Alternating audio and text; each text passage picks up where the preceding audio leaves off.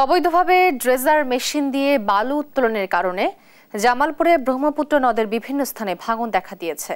এতে হুমকির মুখে পড়েছে জেলার বিভিন্ন গুরুত্বপূর্ণ স্থাপনা সহ বিভিন্ন সড়ক। এ বিষয়ে পরিস্থিতি জানাতে যুক্ত হচ্ছেন আমাদের সহকর্মী রিয়াদ হাসান হৃদয়।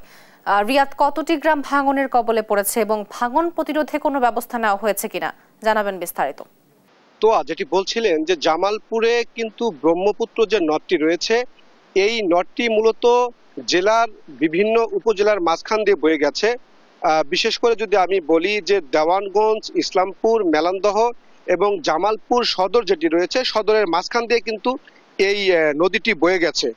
আপনাদের যদি আমি দেখানোর চেষ্টা করি তাহলে দেখবেন যে এই নদী, বিশেষ করে যে ব্রহ্মপুত্র নদ রয়েছে, এই নদের প্রত্যেকটি স্থান থেকে আমরা যেটি দেখেছি যে বিভিন্ন স্থান থেকে অবৈধভাবে এক শ্রেণীর যারা বালু খেকো তারা কিন্তু বালু উত্তোলন করে আসছে দীর্ঘদিন যাবৎ। আর এই বালু উত্তোলনের ফলে আমরা যেটি দেখেছি যে নদের দু সাইডে অর্থাৎ বিভিন্ন স্থানে তীব্র ভাঙন দেখা দিয়েছে। বিশেষ করে যদি বলি যে জামালপুর শহরের পাশে শেরপুর এবং জামালপুর যে ব্রিজটি রয়েছে, এই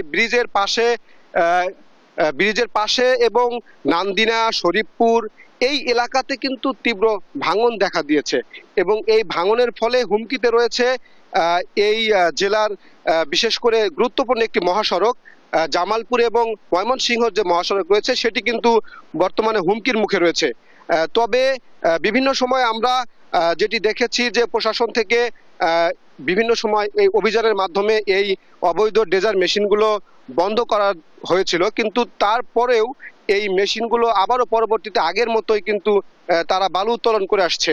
আর এই যে বালু উত্তোলন স্থানীয় তারা যেটি বলছে যে মূলত নদী থেকে যখন বালু উত্তোলন করা হয় তখন কিন্তু এই দুই সাইডে যে ভাঙন দেখা দেয়, আর এই ভাঙনের ফলে মূলত এই স্থানের যে গুরুত্বপূর্ণ স্থানগুলো রয়েছে সেগুলো কিন্তু হুমকির মুখে রয়েছে। স্থানীয় জনগণ যেটি বলছে যে যাতে প্রশাসন এটির ব্যবস্থা নেয় এবং দ্রুত সময়ের মধ্যে এটি যেন স্থায়ীভাবে যাতে এখানে জানে কখনো ড্রেজার মেশিন দিয়ে বালু উত্তোলন না হয়, সেই বিষয়টি অভিযানের জন্য স্থানীয় এলাকাবাসী দাবি জানিয়েছেন।